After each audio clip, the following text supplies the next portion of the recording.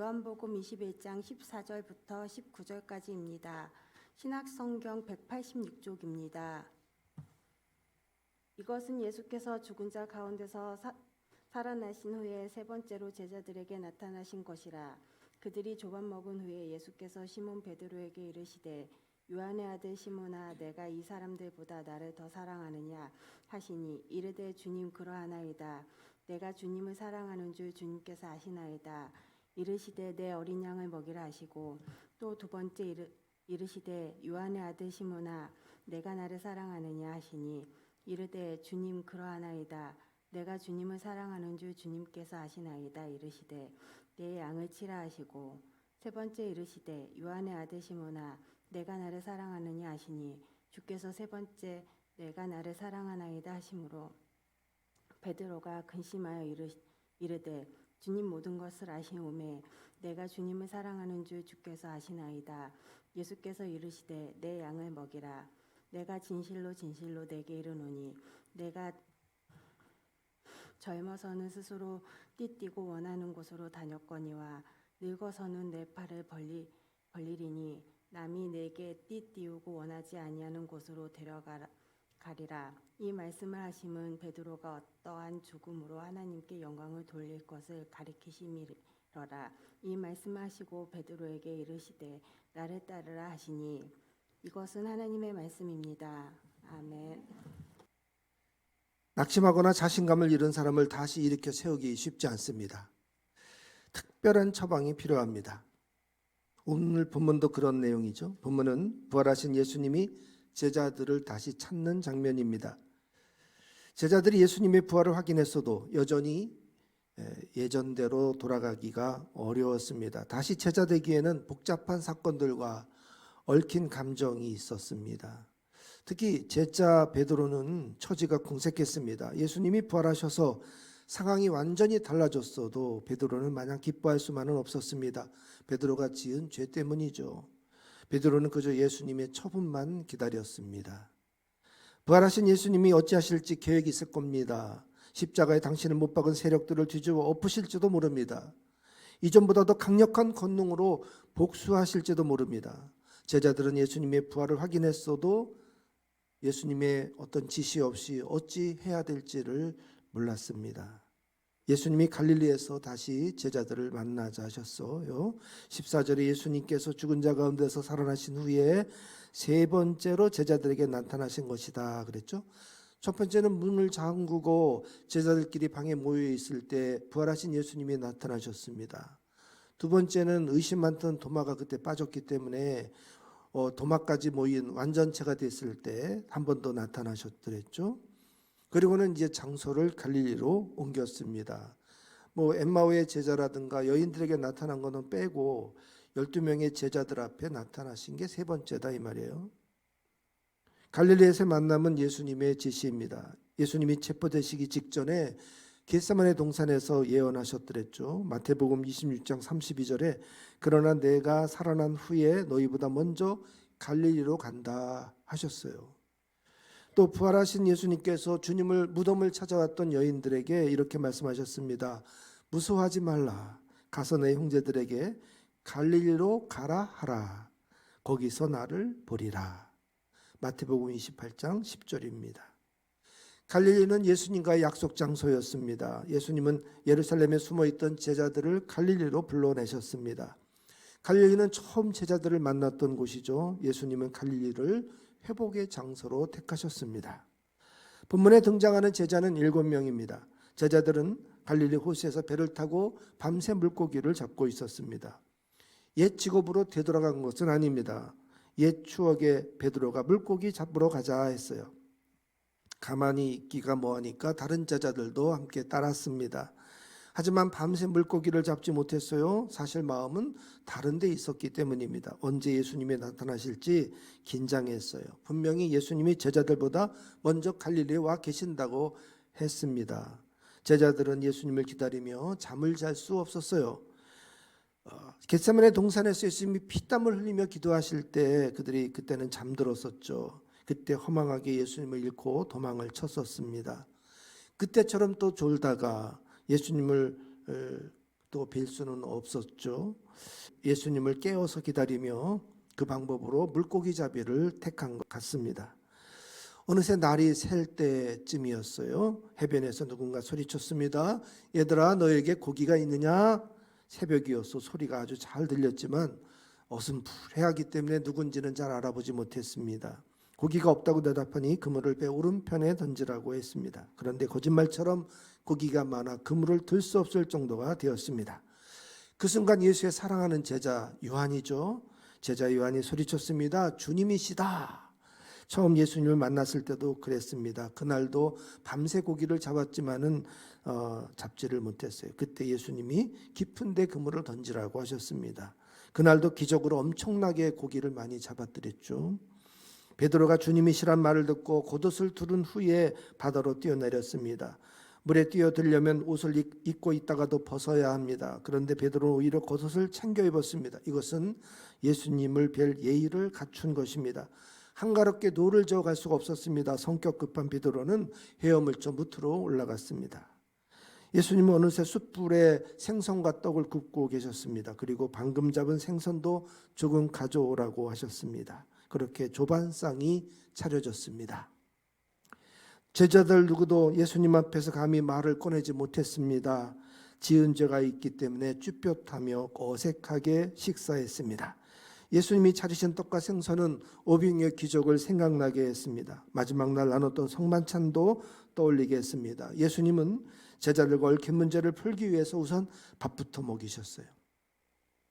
제자들과 추억이 많았던 갈릴리 호수, 물안개가 피어오르는 새벽 시간, 그 가운데 숯불을 펴놓고 둘러 앉았습니다.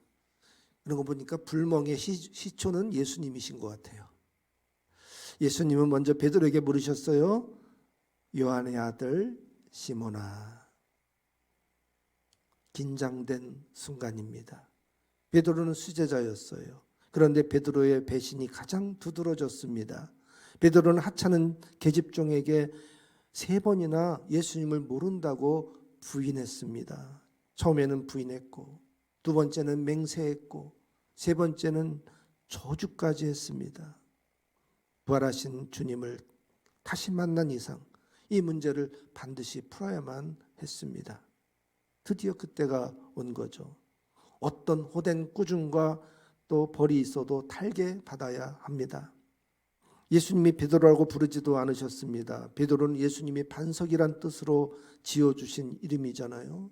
지금은 베드로라고 불릴 자격이 없었습니다. 예수님이 베드로를 시몬이라고 부른 것부터 지난 3년을 쥐어버린 것 같았습니다. 내가 이 사람들보다 나를 더 사랑하느냐? 예수님의 첫 번째 질문입니다. 예수님은 베드로의 배반을 추궁하지 않으셨습니다. 그렇다고 무턱대고 용서하신 것도 아닙니다. 베드로의 상태, 사랑의 감정을 물으셨습니다. 예수님도 베드로에게 꺼낼 첫마디를 뭐라고 해야 될지 고민하셨을 거예요.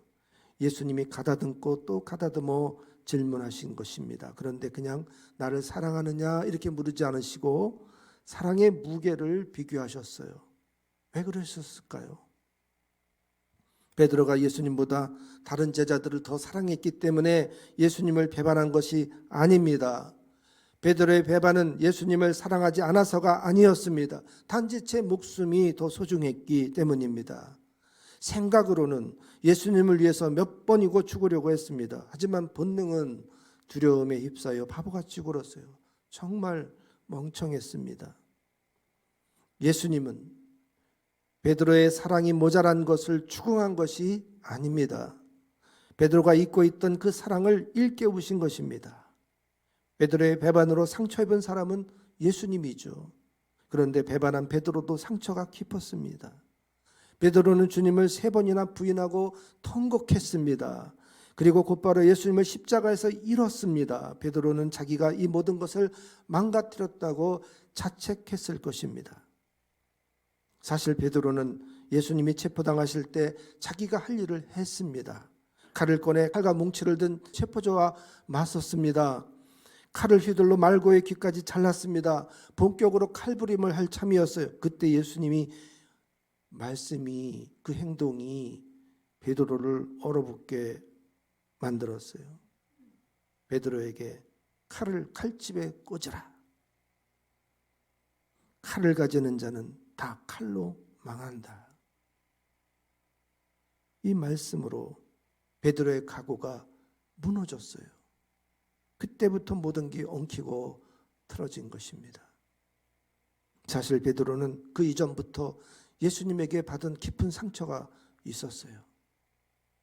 예수님이 고난받으실 것을 예언하실 때 베드로가 예수님을 붙들고 항변한 적이 있었습니다. 그러자 예수님 베드로를 꾸짖으시며 사탄아 내 뒤로 물러가라. 내가 하나님을 생각하지 않고 도리어 사람의 일을 생각하는도다.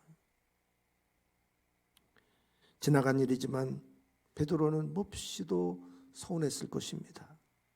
사람들 많은 곳 앞에서. 그래도 자기가 수제자인데 나름 예수님을 지키려고 한 말인데 사탄이라는 심한 욕까지 들어야 했습니다.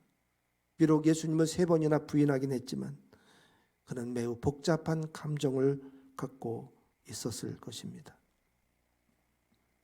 내가 이 사람들보다 나를 더 사랑하느냐? 이 질문 속에는 예수님이 여전히 베드로를 사랑한다는 뜻이 담겨 있었습니다. 베드로도 그런 예수님의 마음을 알기에 기어들어가는 목소리로 대답했어요. 주님, 그렇습니다. 내가 주님을 사랑하는 줄 주님께서 아십니다.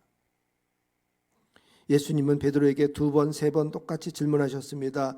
요한의 아들 시몬아, 내가 나를 사랑하느냐?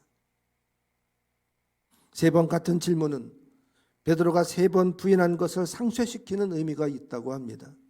그러나 제 해석은 다릅니다. 예수님의 3번 같은 질문은 베드로에게 주는 강력한 메시지였습니다. 베드로의 첫 번째 대답, 그냥 사랑한다는 그 대답은 정답이 아니었어요. 내 어린 양을 먹이라는 예수님의 명령에 순종할 수 있는 절대 꼭 필요한 그 사랑이 아니었던 것이죠. 목자 예수님이 양을 위해서 목숨을 버린 것 같은 그런 사랑이 필요했습니다. 그래서 마지막 3번째 대답이 끝나고서야 18절에 이렇게 말씀하세요. 내가 진실로 진실로 내게 이르노니 내가 젊어서는 스스로 띠띠고 원하는 곳으로 다녔거니와 늙어서는 내 팔을 벌리리니 남이 내게 띠띠우고 원하지 아니하는 곳으로 데려가리라. 19절에서 이것은 베드로의 순교를 뜻하는 거예요. 팔을 벌린다는 건 뭐예요? 십자가에 매달린다는 것을 말해요. 예수님의 질문은 이 사람들보다, 이 세상보다 하나님을, 주님을 더 사랑하라는 그런 추궁이었어요. 죽기를 각오해야 되는 복음의 길입니다. 사랑이어야 복음을 위해서 죽을 수 있습니다. 진정 사랑이어야 다시는 배신이 없습니다. 예수님은 이 진한 사랑의 고백이 나올 때까지 베드로에게 묻고 또 물으신 것입니다. 주님을 위해서 죽을 수 있다고 고백할 때까지 물으셨어요. 요한의 아들 시몬아 하신 것은 너 다시 베드로로 살겠니? 너 다시 반석이 될 수 있어? 그런 부름이었어요. 이 양들을 먹이다가 죽을 수도 있는데 그래도 이 일을 하겠니? 베드로가 다 대답하자 예수님이 마지막으로 베드로에게 이렇게 말씀하셨습니다. 19절에 베드로에게 이르시되 나를 따르라. 여러분에게도 묻습니다. 이 사람들보다, 이 세상보다 주님을 더 사랑할 수 있습니까? 진지하게 답해 봅시다. 우리도 생명을 다해서 이 복음을 전할 수 있어야 합니다. 우리 모두 그럴 수 있기를 바랍니다.